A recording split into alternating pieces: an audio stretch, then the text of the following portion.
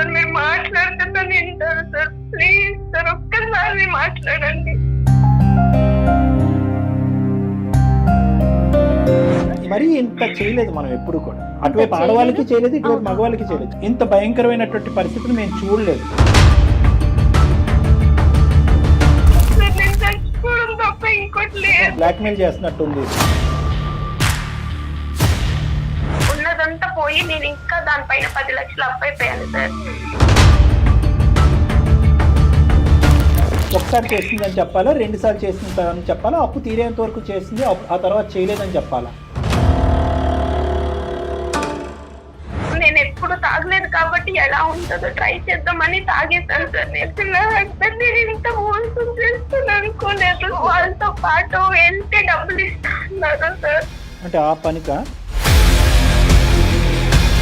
అంటే 50 లక్షలు అప్పు ఉండుంటే కనుక 10 సార్లు వెళ్ళి ఉండేదాను కదమ్మా. తెలిసి చేసిన తప్పని చెప్పాలి, తనే చెప్తుంది. ఇక్కడ నువ్వు చేసినటువంటి దానికి శిక్ష ఏంటి మరి? లేకపోతే నేను ఉండలేను పవన్. నీతో ఉంటే నేను ఉండలేను. ఇప్పుడు ఒక లేడీ అనగానే అందరూ వచ్చేస్తారు. ఆ బాధ ఎవరు అర్థం చేసుకోరు మేడం. ఇలా జరిగింది, నాది తప్పు అని చెప్పేసి ఆ రోజే అనంటే నేను ఎవరి కాల్లో పట్టుకొని తీసుకొచ్చి అప్పు కట్టేసేవాడిని కదా సార్. శీలాన్ని తాకట్టు పెట్టి అప్పు తీర్చవలసిన అవసరం లేదు అని నువ్వు అనేటటువంటి మాటలకి నా నోరు దిప్పుడు. అంటే వద్దు, అసలు నీతో లైఫ్ అనేది నేను ఎక్స్పెక్ట్ చేయలేను, ముందుకు ఆలోచించలేకపోతున్నాను. మెంటల్ టెన్షన్ కి నేను ఎక్కడో ఒక దగ్గర పోతాను, అది నాకు తెలుసు.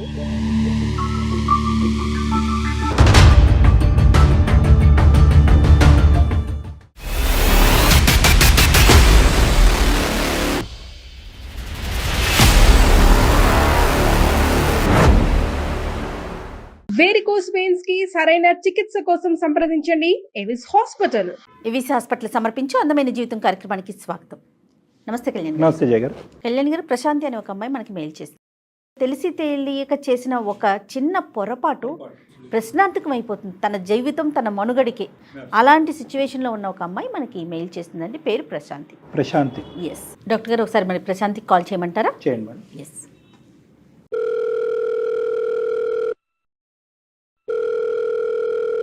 హలో.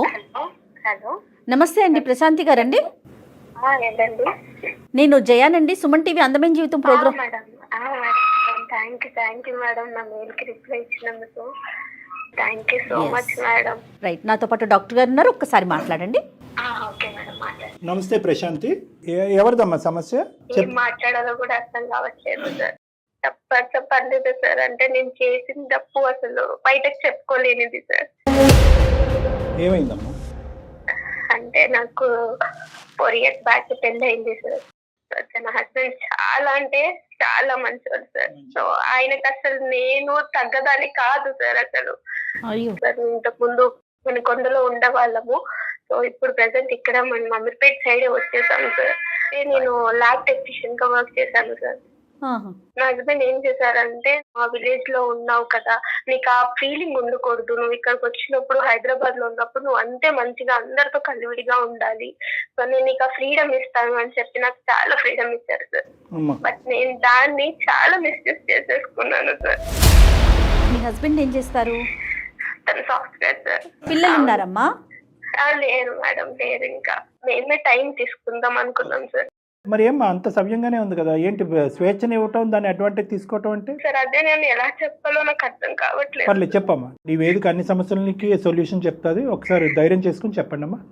Okay sir. అయితే ఇక్కడ హైదరాబాద్ లో ఒక ఫ్లాట్ తీసుకున్నాం సార్ మేము. నాకు చుట్టుపక్కల వాళ్ళందరూ చాలా క్లాసీగా ఉండేవారు అందరూ. అంటే గేటెడ్ కమ్యూనిటీ లాగా అది? అవును సార్, అలానే తీసుకున్నాము. ఓకే. నేను వాళ్ళని చూసినప్పుడు వాళ్ళేమో అందరితో ఫ్రెండ్స్ తో చాలా కలివిడిగా ఉండేవారు.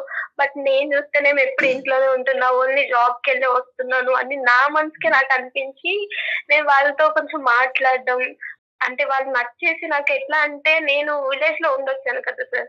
సో వాళ్ళ డ్రెస్సింగ్ కానీ, వాళ్ళ వే ఆఫ్ టాకింగ్ కానీ, ఫ్రెండ్స్ అందరు కలివిడిగా ఉండడము, సో కిట్టి పార్టీ లాంటివి చేసుకునేవాళ్ళు సార్. సో నాకు కూడా అందులో జాయిన్ అవ్వాలి అనిపించింది. కొత్త ప్రపంచాన్ని చూసావు. రైట్. సో సో అయితే ఇంకా నా హస్బెండ్ కి చెప్పాను, నేను ఇట్లా కమ్యూనిటీలో వాళ్ళతోటి నేను ఇట్లా కిట్టి పార్టీకి వెళ్తానండి అన్నప్పుడు తను అన్నారు, సరే అమ్మా నీకు ఫ్రీ ఉన్నప్పుడు నువ్వు వెళ్ళు అని చెప్పేసి చెప్పారు సార్. ఓకే. ఇంకా ఆయన రెడ్ సిగ్నల్ ఇచ్చేసారు కదా అని చెప్పేసి నేనేం చేసేదానంటే జాబ్ కూడా వెళ్ళేదాన్ని కాదు. ఆయనకేమో వెళ్తున్నాను చెప్పేదాన్ని, బట్ నేనేం చేశానంటే ఇంక ఎవ్రీడే వాళ్ళతోనే ఉండేదాన్ని సార్. నేను ఎవరు ఈ వాళ్ళు? నా అపార్ట్మెంట్ ఫ్రెండ్స్ సార్. అందరూ పెళ్ళైనటువంటి ఆడవాళ్ళేనా? అందరూ పెళ్ళే, నాకంటే పెద్దవాళ్ళే సార్. ప్రతిరోజు ఉంటాయమ్మా కిట్టి పార్టీలు? మేడం ఒక్కొక్కరు ఇంట్లో ఒక్కొక్క రోజు ఒక్కొక్క విధంగా కిట్టి పార్టీ అని చెప్పేసి ఇంకా డాన్స్లు వేసుకోవడం ఇట్లా చాలా ఉన్నాయి మేడం అందులో. కిట్టి పార్టీస్ వరకు ఓకేనమ్మా, కానీ మరీ ఉద్యోగాలు మానేసి ఎక్కడికి వెళ్లకుండా అంత ఆ స్థాయి కిట్టి పార్టీలు చేసుకుంటారా మీ కమ్యూనిటీలో? అదే సార్, నాకు ముందు తెలియలేదు సార్. ఇదే హ్యాపీనెస్ ఇదే అనుకున్నాను నేను. ఇక్కడ ఏంటంటే కిట్టి పార్టీలో గేమ్స్ ఆడతాం మేడం. సో అట్లా వాళ్ళు ఏం చేశారంటే ఫస్ట్ ఎవరి దగ్గర తెలుసుకున్నారంటే నాకు కూడా తెలీదు, పేకాట.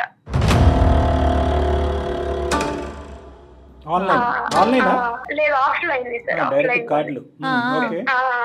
అట్లా ఆడదాము, దీని వల్ల మనం డబ్బులు పెట్టుకుని ఆడొచ్చు అని చెప్పారు. అయితే ఒక రోజు నాకు శాలరీ వచ్చినప్పుడు ఒక 50,000 పెట్టి నేను కూడా ఆడాను.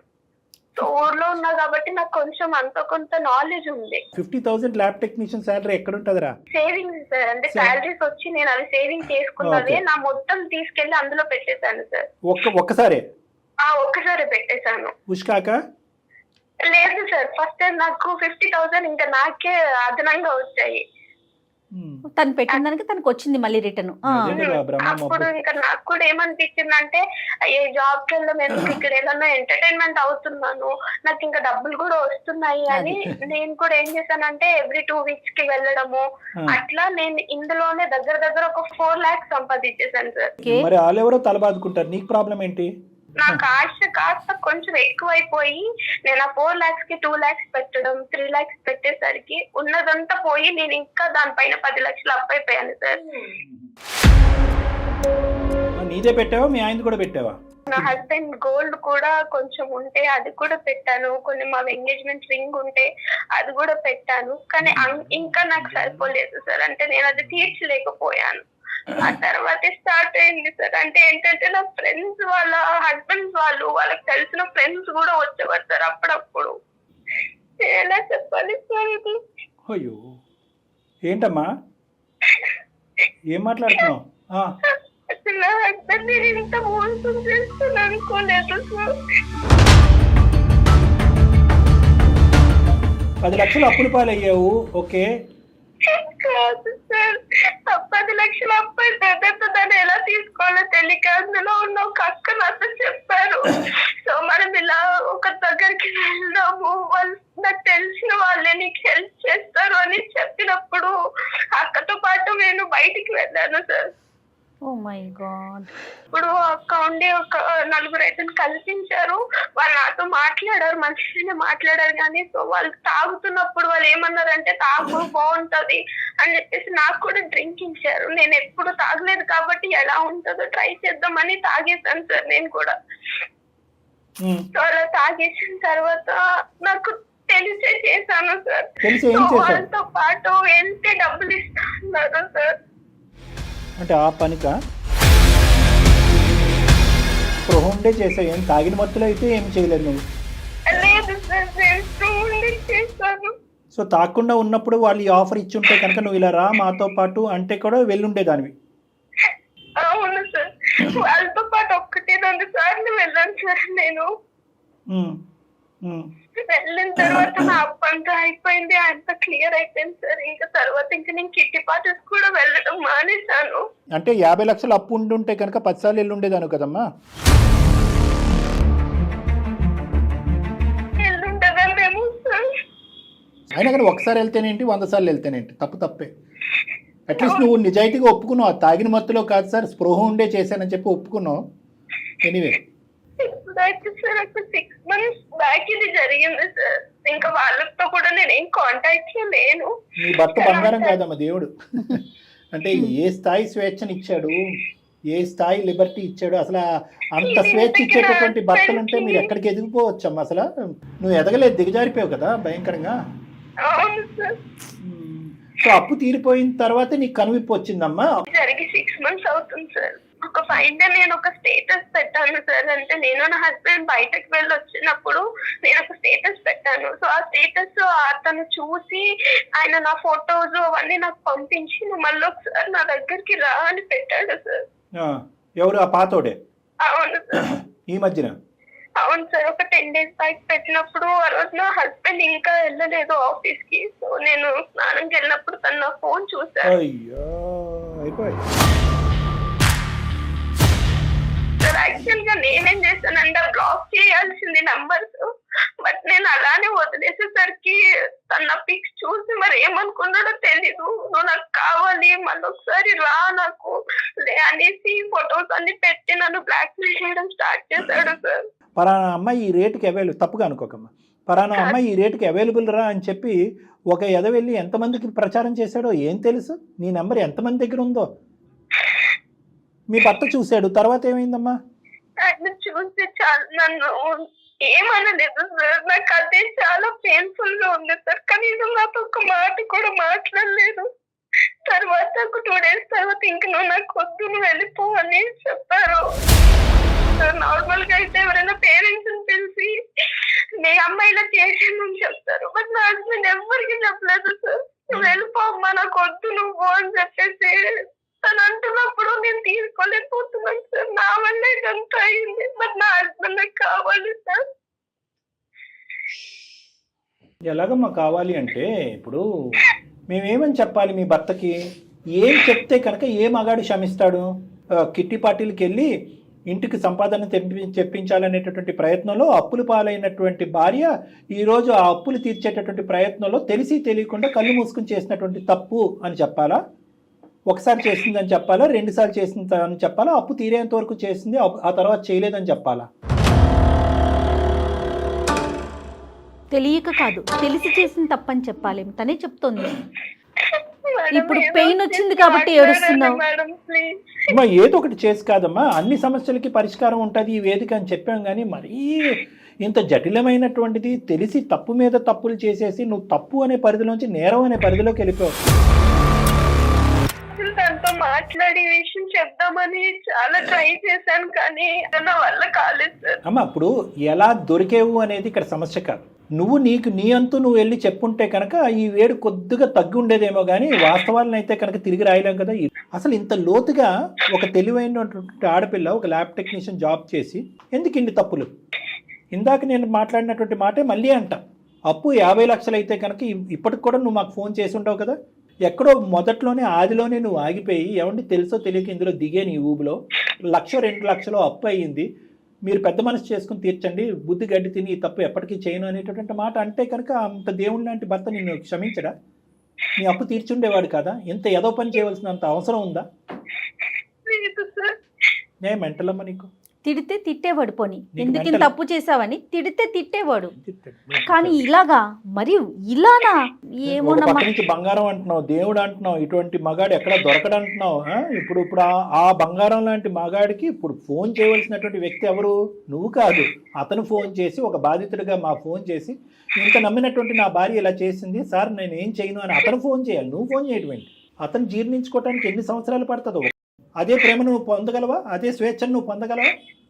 లేదు సార్, ప్లీజ్ సార్. నేను మిమ్మల్ని చూసి మీరు కలుపుతారో నాకు నమ్మకంతో కాల్ చేస్తాను సార్. ప్లీజ్ హెల్ప్ చేయాలి.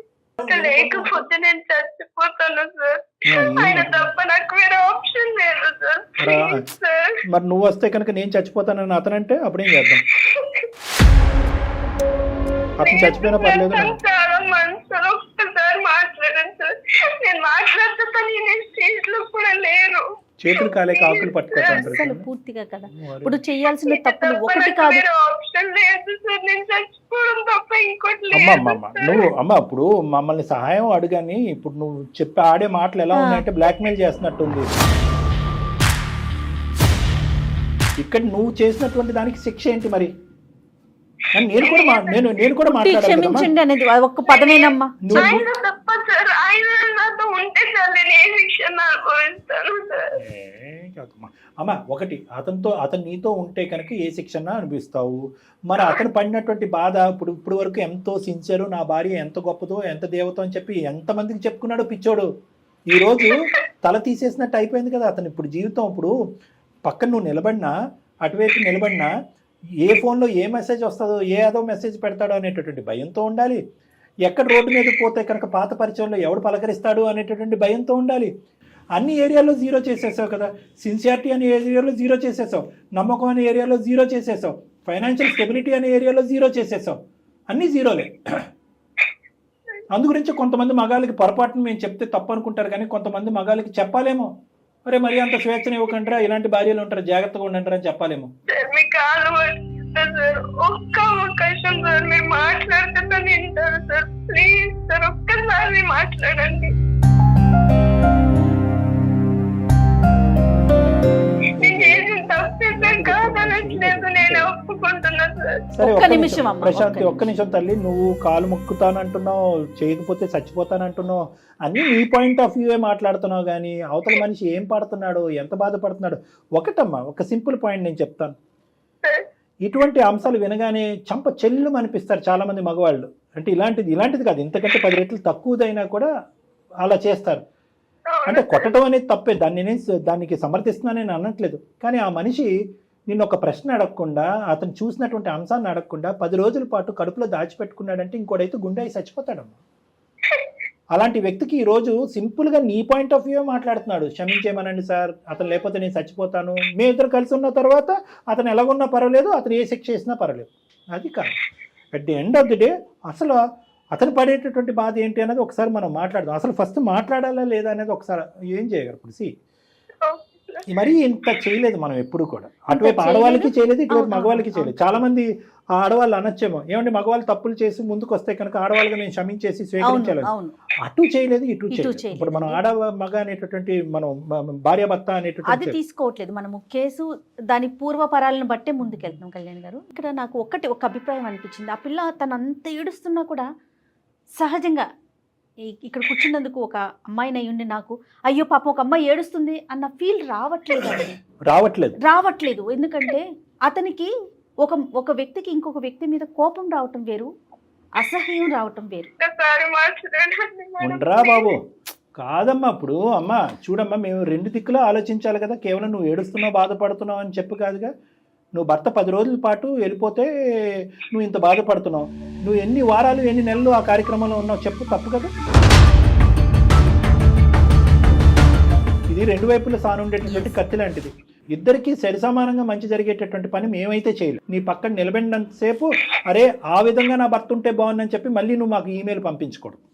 ఆ విధంగా భర్త ఎప్పటికవుతాడో అనేది మాకు తెలియదు. చాలా మంది క్లయింట్స్ని చూస్తూ ఉంటారు కదా ఆయన, కాబట్టి ఆయనకి మాట్లాడదాము, ఒక్కసారి ట్రై చేద్దాము. ఒక ఆడపిల్ల అనే ఒక చిన్న కార్నర్ ఆయనలో ఉంది. కానీ నేనేమంటున్నానంటే మాట్లాడతాను, కానీ అతన్ని మేము బలవంతంగా ఒప్పించలేము.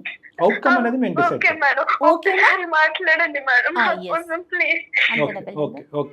సరే, ఒకసారి కనెక్ట్ చేస్తావా? నువ్వు ఇప్పుడు ఎక్కడున్నావు, తను ఎక్కడున్నారు? ఆఫీస్ లో ఉంటాడు మేడం, నేను ఇంట్లోనే ఉన్నాను. ఓకే. సో మీరిద్దరు విడిపోలేదమ్మా? సారీ, కలిసే ఉన్నారు. వెళ్ళిపోమంటున్నాడు. ఈ అమ్మాయి ఇంట్లోనే ఉంది.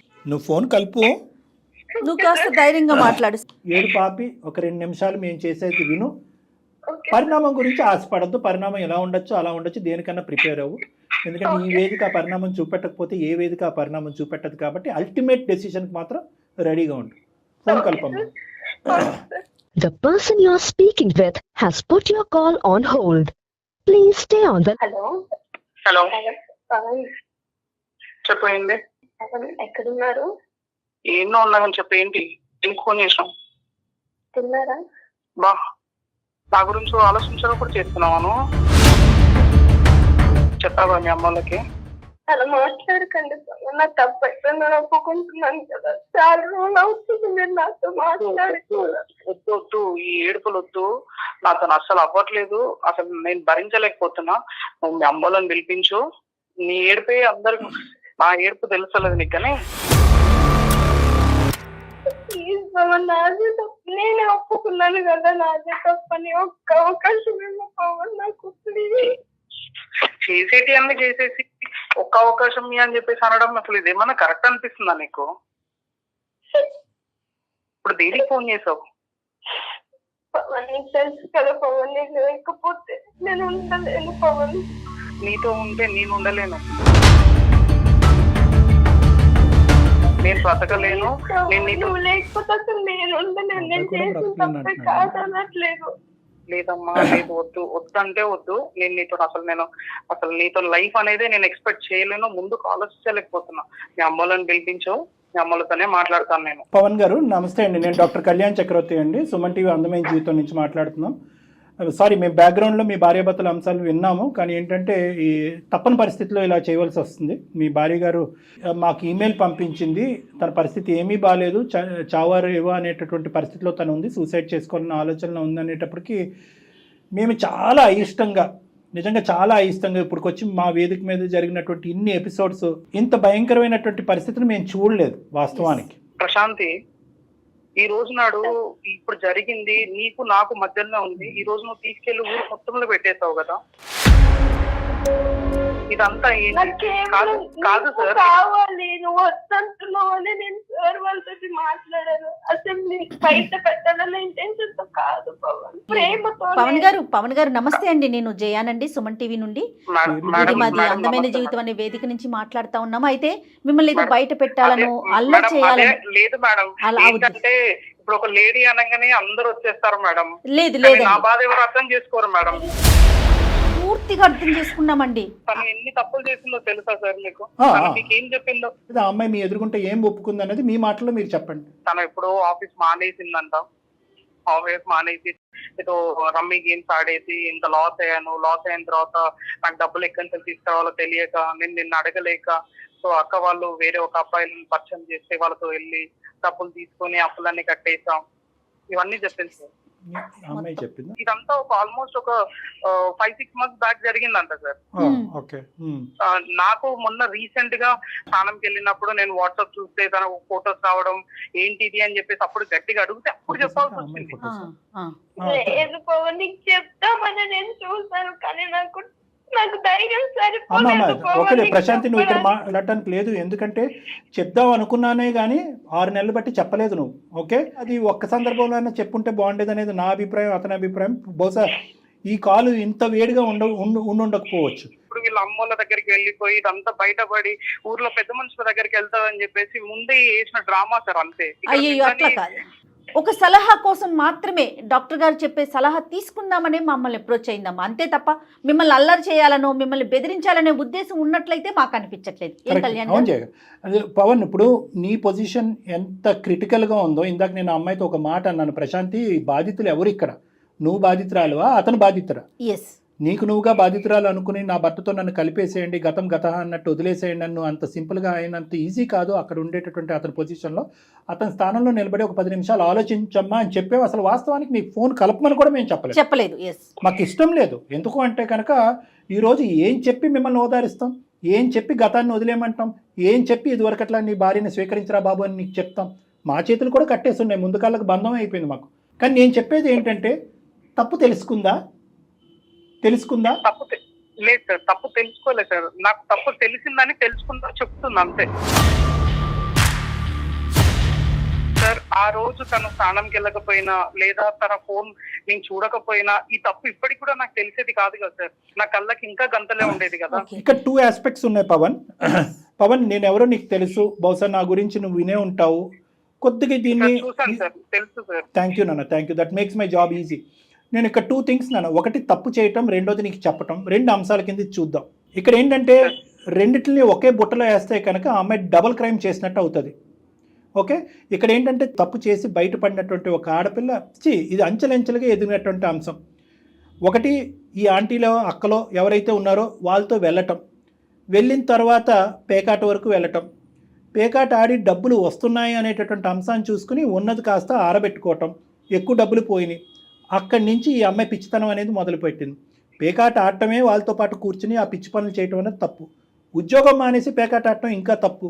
సేవింగ్స్ అన్ని తీసుకొచ్చి అక్కడ పెట్టుబడి పెట్టడం అనేది ఇంకా తప్పు. బంగారం బంగారం తాకట్టు పెట్టడం అనేది తప్పు. అంచెలంచెలుగా తప్పులు. సో ఇలా చేసుకుంటూ పోతూ ఈ అమ్మాయి ఏమనుకుందంటే, వెరీ టిపికల్ సినారియో, పేకాట ఆడేటటువంటి వాళ్ళ యొక్క మనస్తత్వం ఏ విధంగా అయితే తప్పుతోవలోకి వెళ్ళిపోయి దొంగతనాలకి ఇలాంటి వాటికి వెళ్ళిపోతుందో సిమిలర్ యాంగిల్లో ఈ అమ్మాయి, ఇది ఒక మత్తు. ఈ అబ్బాయి గురించి అయితే కనుక నా భర్తతో చెప్పలేను, అంత ప్రేమించుకున్నటువంటి భర్త మళ్ళీ నన్ను స్వీకరించలేడని చెప్పి తప్పు మీద తప్పు చేసుకుంటూ వెళ్ళిపోయి ఆఖరికి ఒక ఆడపిల్ల, ఒక భార్య, ఒక మంచి అమ్మాయి ఏ తప్పు అయితే చేయకూడదో ఆ తప్పు చేసేస్తుంది అమ్మాయి. నాకు అదే మాట, ఇంత అప్పు అయింది, ఇలా జరిగింది, నాది తప్పు అని చెప్పేసి ఆ రోజే అనంటే నేను ఎవరి కాల్లో పట్టుకొని తీసుకొచ్చి అప్పు కట్టేసేవాడిని కదా సార్. ఈ రోజు నాడు నువ్వు చేసే జలసాలన్నీ చేసి నన్ను ఇబ్బంది పెట్టొద్దని ఎలా అనుకుంటారు సార్? వాళ్ళ అమ్మ వాళ్ళకి డబ్బులు కావాలి అన్నప్పుడు గోల్డ్ పెట్టి ఇచ్చా అని చెప్పేసి నాకు చెప్పిన మాట అది. అలా ఇచ్చినప్పుడు నేను తప్పుగా అనుకోను, కానీ ఇలా పోగొట్టుకున్నాను నా తెలివి లేక అని చెప్పేసి అంటే నేను తప్పుగా అనుకుంటాను సార్. పవన్, వన్ థింగ్, నాకు మాటలు లేవు. ఎందుకంటే కనుక నీకు ఒక ముళ్ళు కాదు, చాలా ముళ్ళు కూర్చుకున్నాయి. అప్పుడే చెప్పుంటే సింపుల్గా అప్పు తీర్చి ఉండేదానండి, శీలాన్ని తాకట్టు పెట్టి అప్పు తీర్చవలసిన అవసరం లేదు అని నువ్వు అనేటటువంటి మాటలకి నా నోరు దిప్పుడు ఏం చేయలేను.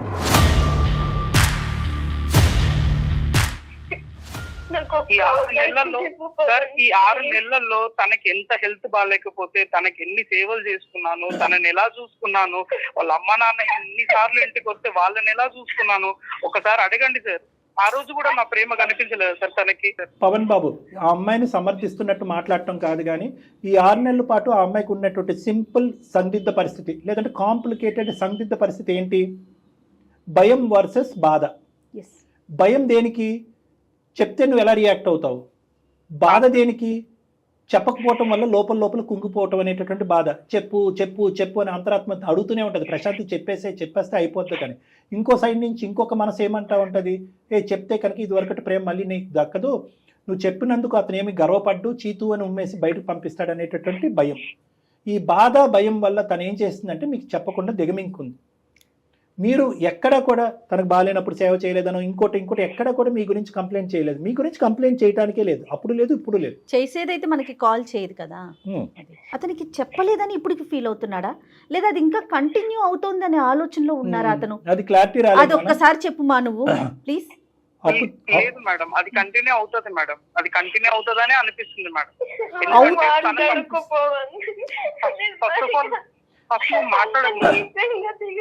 అంతే అర్థమైందా నీకు? ప్రశాంతి గురించి నువ్వు ప్రేమించిన 3 సంవత్సరాల పాటు 4 సంవత్సరాల పాటు కాపురం చేసినటువంటి అమ్మాయి గురించి నీకు అంతే అర్థమైందా నాన్న? ఆ అమ్మాయి చేసినటువంటి పనిని మేము ఆవగించేంత కూడా సమర్థించట్లేదు, కానీ ఇప్పటికి కూడా కంటిన్యూ చేస్తుంది అని చెప్పి ఇంత చూసినటువంటి ఆడపిల్ల గురించి సార్ అదే 3 సంవత్సరాల్లో నాతో కలిసి ఉన్నది సార్. నా గురించి అప్పుడు కూడా అర్థం కాలేదా సార్? నేను ఇక్కడ తలదించుకుని బాబు అని అడగటం తప్ప ఇంకేమీ చేయలేను. నేను ఇక్కడ 100కి 200 మార్కులు పడిపోయినాయి నీకు. నువ్వు ఏం ఆలోచిస్తే అది. ఆ భిక్ష అమ్మాయికి పెడతావా పెట్టవా ఒక్కసారి ఆలోచించు. నాకు ఫ్యూచర్ లో కూడా ఇదే కంటిన్యూ అవుతుందేమో అని భయం అవుతుంది. ఈ రోజు నాడు పిల్లలు లేరు కాబట్టి సరిపోయింది సార్. రేపు పొద్దున పిల్లలు బాధ్యత అన్నీ ఉంటాయి కదా సార్. ఒక్క అవకాశం ఇవ్వు పవన్ ప్లీజ్. కావాలంటే నా ఫోన్ తీసేసుకో, నేను ఎక్కడికి వెళ్ళను. నన్ను ఇంట్లోనే పెట్టి తాళం వేసి నువ్వు పనికి వెళ్ళిపో. నేను ఎక్కడికి వెళ్ళా, ఇంట్లోనే ఉంటాను. నాకు నువ్వు కావాలి పవన్ ప్లీజ్. ఒక్క అవకాశం. ప్రశాంతి ఒక్క నిమిషం తల్లి. విరిగిపోయినటువంటి గుండెలు నీ ఏడుపు వల్ల ఇప్పుడు నువ్వు ఒక సింపుల్ అతనితో కలవకపోతే నాకు చావు తప్ప ఇంకో దారి లేదంటున్నాడు. అతను ఏంటంటే నీతో కలిసినా చచ్చిపోతాడు, కలవకపోయినా చచ్చిపోయేటట్టున్నాడు. కలపకపోతే ఎందుకు చచ్చిపోతాడు అంటే కనుక ఎందుకంటే తన ప్రేమ ఇలాగా ఇదయింది కాబట్టి ఆ ఆలోచనతో అతను బ్రతకలేనటువంటి పరిస్థితి. కలిపిన ఎందుకు చనిపోతాడు అనేటటువంటి ఆలోచన ఇదేంటి?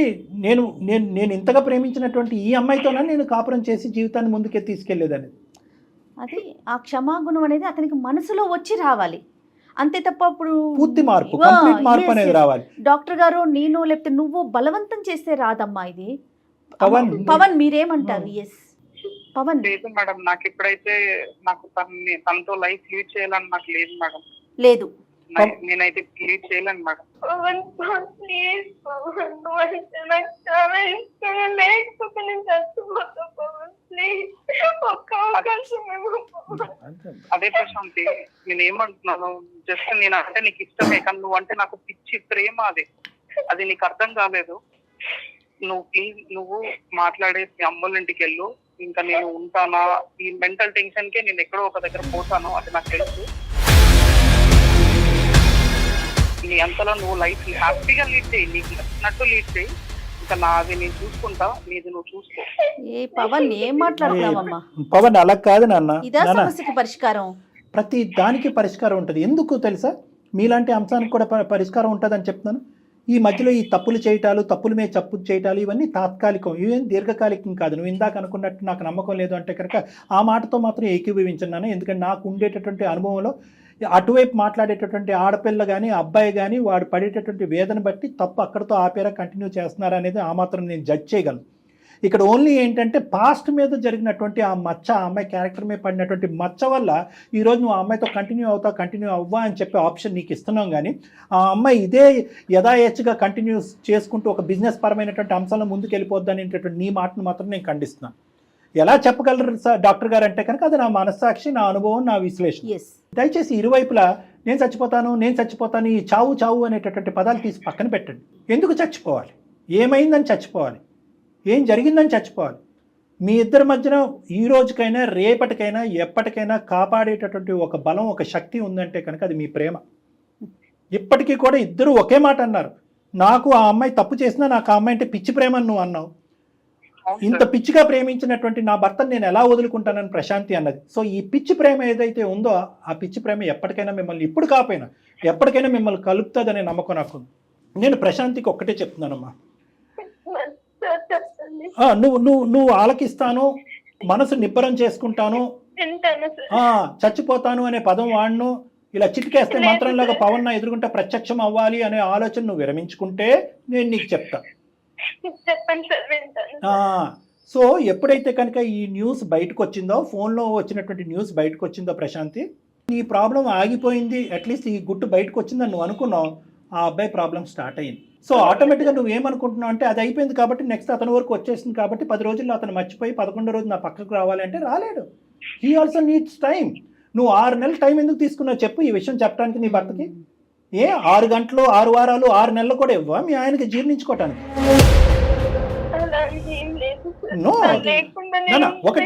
ఒకటి ఈ ప్రోగ్రామ్, ఈ ఎపిసోడ్ లైవ్లోకి వెళ్తే 100కి 90 మంది నా మాటే అంటారు. ఏమండి ఆ అమ్మాయి కావాల్సినటువంటి తప్పులు అన్నీ చేసింది, తప్పులు చేసిన తర్వాత భర్తకు చెప్పుకోవటానికి కారణం ఏంటంటే మీరు చాలా సింపుల్గా చెప్పేశారు, భయం వర్సెస్ బాధ అని చెప్పేశారు అని చెప్పి ఆ అమ్మాయి 6 నెలలు టైం తీసుకుంది. ఈరోజు ఆ మెసేజ్ రాకపోతే కనుక 6 సంవత్సరాల టైం అనేది తీసుకుని ఉండేది. కాలంతో పాటు అన్నీ కరిగిపోతాయి కాబట్టి మఠం అయిపోయింది ఏంటంటే చేతులు దులుపుకుని ముందుకు వెళ్ళిపోయి ఉండేది. ఆ అమ్మాయి ఎప్పుడూ చెప్పుండేది కాదు.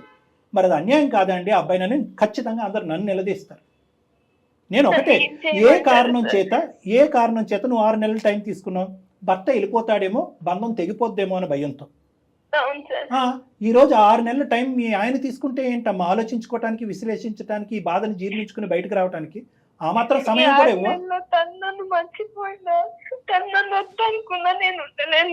అమ్మ అతను నిన్ను వద్దనుకోవట్లేదు, ఎప్పటికీ అతని మనసులో నువ్వు ఎప్పటికీ ఉన్నావు. కానీ ఈ బంధం మీద ఒక మార్కు పడి, ఒక మచ్చ పడేటప్పటికి నీతో పాటు ప్రస్తుతానికి కలిసి ప్రయాణం చేయలేదు అంటున్నాడు. ఇందాక ఒక మాట అన్నాడు, ఇప్పటికైతే ఆ అమ్మాయి గురించి ఆలోచన నాకు రావట్లేదండి, మేమిద్దరు కలిసి ప్రయాణం చేయటం అనేటటువంటిది జీర్ణించుకోలేకపోతున్నాను అన్నాడు. ఇప్పటికీ అన్నాడు, ఎప్పటికీ అనలేదు. తప్పు చేసినటువంటి ఆడపిల్ల ఈరోజు పబ్లిక్గా సమాజం ముందు వచ్చి తలదించుకుని నా తప్పు నేను అంగీకరిస్తున్నాను, ఎటువంటి శిక్ష కన్నా రెడీయే, నా భర్తను నాకు ఇప్పించండి, మా ఇద్దరిని కలపండి, కలిపిన తర్వాత ఏదైనా చేయండి అనేటటువంటి మాట అంది. పూర్తి స్థాయిలో ఆమె పశ్చాత్తాపం పొందుతుంది. ఆ పశ్చాత్తాపానికి నువ్వు జాలిపోయి వెన్నపూసలాగా కరిగిపోయి ఆ అమ్మాయితో కలిసి వెళ్ళిపోమని నేను చెప్పట్లేదు. నువ్వు ప్రస్తుతానికి ఎస్సా నో అనేటటువంటి మాట మాట్లాడద్దు, కొంత సమయం తీసుకో. ఎందుకంటే ఇంకా అమ్మాయి బ్రతకటానికి పర్పస్సే ఉండదు. నువ్వు ఇంత పిచ్చిగా ప్రేమించాననేటటువంటి అమ్మాయి ఎందుకు బ్రతకాలి? తూ అని ఉమ్మేస్తారు సొంత తల్లిదండ్రులు. ఏ సమాజం యాక్సెప్ట్ చేస్తుంది? ఏ కల్చర్ యాక్సెప్ట్ చేస్తుంది? ఏ దేశం యాక్సెప్ట్ చేస్తుంది? ఎవరు యాక్సెప్ట్ చేయరు ఇటువంటి పనిని. గతం గతహా కదండి, ఇప్పుడు మారిపోయినంటే కనుక ఎవరు యాక్సెప్ట్ చేయరు. సో కాబట్టి ఆ అమ్మాయికి తగ్గవలసినటువంటి గాయం తగిలింది, నువ్వు వేయవలసినటువంటి శిక్ష ఆల్రెడీ వేయటానికి నువ్వు రెడీ అయ్యావు కాబట్టి అంతటితో అది ఆపేసే నెంబర్ 1. నెంబర్ 2 నేనేమని చెప్తున్నానంటే కనుక మీరిద్దరు దూరంగానే ఉండండి. ఏదో కారణం చేత ఆ అమ్మాయి తన జీవితాన్ని తను కొనసాగిస్తుంది, తన ఉద్యోగం తను చేసుకుంటుంది, తన జీవితం తను ముందుకు వెళ్తూ ఉంటుంది. దయచేసి ఆ అమ్మాయిని మాత్రం వాళ్ళ తల్లిదండ్రుల దగ్గరికి వెళ్ళి ఉండమనేటటువంటి ప్రయత్నం చేయొద్దు. మీరిద్దరు కలిసి ఉంటున్నట్టుగానే నటించండి కొంతకాలం. నా విన్నపం, ఇద్దరి యొక్క ఇమోషన్స్ చల్లబడాలి. ఎప్పుడైతే ఇమోషన్స్ చల్లబడతాయో ఆలోచన అనేది వస్తూ ఉంటుంది. ఎందుకంటే ఈ బాధ ఏదైతే ఉందో, నీకు ఆ అమ్మాయి మీద ఉండే ప్రేమ వర్సెస్ ఆ అమ్మాయి చేసినటువంటి తప్పు వర్సెస్ ఆ అమ్మాయి నీ దగ్గర గోప్యంగా దాచినటువంటి ఈ 3 అంశాలు కాలం ఎలాగ వీటిని పరిష్కరిస్తుంది అనేది వెయిట్ చేసి చూడవలసినటువంటి అవసరం ఉంది. వీటన్నిటి మధ్యన ఒక హోరాహోరీ పోటీ జరగబోతుంది రానున్న రోజులు. Over a period of time నీ భార్య ఎలా మారుతుంది అనేటటువంటిది నీకు ఆటోమేటిక్గా తెలుస్తుంది. ఎలాగన్నది కూడా నేను చెప్తాను. మీరిద్దరూ ప్రతి 2 వారాలకు కానీ వారానికి ఒకసారి కానీ నా దగ్గరికి రండి. ఎవరు మాట్లాడేది, ఎవరు చెప్పేటటువంటిది నేనేం మాట్లాడను. ఎవరు మాట్లాడవలసింది వాళ్ళు మాట్లాడతారు, ఎవరు చెప్పవలసింది వాళ్ళు చెప్తారు. ఎవరు ఏమేం చేస్తున్నారు అనేటటువంటిది అది. ఆ అమ్మాయి దగ్గర, ఆ అమ్మాయి మీద నువ్వు ఎటువంటి ట్రాకింగ్ చేసుకుంటావో చేసుకో. ఇందాకటి నుంచి నువ్వంటే నాకు పిచ్చి ప్రేమ నేను చచ్చిపోతాను, నువ్వంటే నాకు పిచ్చి ప్రేమ నేను చచ్చిపోతాను అన్నారు కాబట్టి ఇక ప్రేమ అనేటటువంటిది ఉంది కాబట్టి ఆ ప్రేమ ఈ రోజు కాకపోయినా ఎప్పటికైనా మిమ్మల్ని కలుపుతుంది, గత స్మృతులను తీసేస్తుంది, జ్ఞాపకాలను తీసేస్తుందని ఒక చిన్నపాటి నమ్మకంతో ఈ సలహా సూచన ఇచ్చేటటువంటి ధైర్యం చేస్తున్నాను. వాస్తవానికి ధైర్యం చేస్తున్నాను. ఆ అమ్మాయి పోయి ఏదైనా పీజీ హాస్టల్లో ఉంటుంది, లేదంటే ఆ అమ్మాయి ఇక్కడ ఉంటుంది, నువ్వు పీజీ హాస్టల్లో ఉండు. 6 నెలల తర్వాత కూడా ఇదే అభిప్రాయం, ఇదే ఆలోచన, ఇదే వాడి వేడి ఉంటే కనుక ఎవరి దారి వాళ్ళు చూసుకోండి. ఎందుకంటే అంతకాలం ఉండేటటువంటి వాడి వేడి జీవితాంతం ఉంటుంది పవన్. సో అప్పుడు మిమ్మల్ని కలపటం కూడా వ్యర్థం. అంటే సింపుల్గా చెప్పాలంటే పెద్దలు అంటారు కదా, time is the best healer అని. కాలం అన్నిటికీ పరిష్కారం చెప్తుంది. ఏమంటా పవన్? లేదు కాదు కూడదు, 6 నెలలు ఏంటి 6 నిమిషాలు కూడా నేను టైం ఇవ్వను అని నువ్వు అన్నా దానికి కూడా మేము నో చెప్పలేం. అంతే కదా, మీదేనండి డెసిషన్ అయితే పూర్తిగా మీదే. అమ్మ నువ్వు బలవంతం పెట్టొద్దమ్మా ప్రశాంతి ప్లీజ్. అతన్ని డెసిషన్ తీసుకొని అప్పుడు అది నీకు లైఫ్ లాంగ్ ఉంటుంది. ఓకే మేడం, మీరు చెప్పినట్టు నాకు కొంచెం టైం ఇవ్వండి. Super super. తర్వాత ఇంకొక విషయం అండి, ఈ అమ్మాయికి వేరే అతను సారీ పవన్ ఉన్నారు మరి, అదే ఫొటోస్ ఇచ్చి అది ఎస్ మనం మరి సైబర్ క్రైమ్ ని కూడా మనం అప్రోచ్ అవుదామమ్మా. దాని గురించి నువ్వైతే భయపడాల్సిన అవసరం లేదు, అంతే కదా కళ్యాణి గారు? అంటే ఏంటంటే ఎటువంటి వెబ్సైట్లో ఉన్నా, ఎటువంటి ఫోనుల్లో ఉన్నా ఎవరైనా కూడా ఇది కావాలని ఒక విధంగా చేసేటటువంటి ప్రయత్నం చేసినా అలాంటి వాళ్ళందరినీ కూడా మనం నియంత్రించడానికి సైబర్ క్రైమ్కి వెళ్ళి కంప్లైంట్ కూడా ఇద్దామమ్మా మనం. ఓకే, నీ ఫోన్ నెంబర్ అర్జెంటుగా మార్చేసి, నీ ఫోన్ నెంబర్ కూడా అర్జెంటుగా మార్చాలి. ఎస్. సో ఎవరికి వారు సపరేట్గా ఉండండి అమ్మా, కాలమే నిర్ణయిస్తుంది. ఇంతకు మించి అసలు మాట్లాడేది లేదు, చెప్పేది లేదు. Whatever has happened is very bad, but దాని గురించి ఉండాలా విడిపోవాలా అనేటటువంటి నిర్ణయం ఈ నిమిషం ఈ రోజు తీసుకోవద్దు. మనం వేచి ఉందాం, ఎవరి బాధ వాళ్ళు చల్లారిన తర్వాత అప్పుడు వాళ్ళు మనస్ఫూర్తిగా ఏ నిర్ణయం తీసుకుంటే దాన్ని ఏకీభవిద్దాం. ఓకేనమ్మా? రైట్ పవన్, ఓకేనండి? Okay madam. Thank you so much Pavan గారు. నేనైతే స్పెషల్ థ్యాంక్స్ చెప్తానండి. ఎందుకంటే ఎంత మెచ్యూర్డ్గా మీరు ఆలోచించి ఎంత మెచ్యూర్డ్గా మాట్లాడారు అంటే డాక్టర్ గారు చెప్పిన ప్రతి మాటని అంగీకరించారు. ఓకే, దీంతో పాటు ఇంతకు ముందు మీ వైవాహిక జీవితం మొదలైనప్పటి నుంచి ఆ అమ్మాయితో మీకున్న రిలేషన్ ఒకసారి గుర్తు చేసుకోండి please. Okay right. Okay, never use the word death or suicide. Okay, be hopeful. Yes, be hopeful, positive. Okay sir. Right ma. Right. Thank you madam. Okay amma, okay. Thank you. అంటే ఇప్పుడు ఏంటంటే ఆ అమ్మాయి realise అవ్వకుండా ఉండుంటే విడగొట్టడం చాలా easy madam. Realise అయ్యింది కాబట్టి పవన్ ఇంకొక అవకాశం ఇవ్వమంటున్నాం. ఆ అవకాశం కూడా ఇమీడియట్గా ఇవ్వద్దు, నీకు కావాల్సినంత టైం తీసుకుని నీకు ఎప్పుడైతే సెల్ఫ్ కాన్ఫిడెన్స్ పెరుగుతుందో, నా భార్య మారింది, తెలియకుండా తప్పు చేసిందనే నమ్మకం నీకు ఎప్పుడు వస్తుందో అప్పుడే కలవండి అని అన్నాను. బహుశా అందమైన జీవితంలో ఎలాంటి డెసిషన్ తీసుకోకుండా వాళ్ళకే వదిలేసింది ఎపిసోడ్ అంటే ఇదే వన్ ఆఫ్ ద ఎపిసోడ్స్. అవును మేడం, కరెక్ట్. రైట్ అండి, నమస్తే. వేరికోస్ వెయిన్స్ కి సరైన చికిత్స కోసం సంప్రదించండి ఎవిస్ హాస్పిటల్.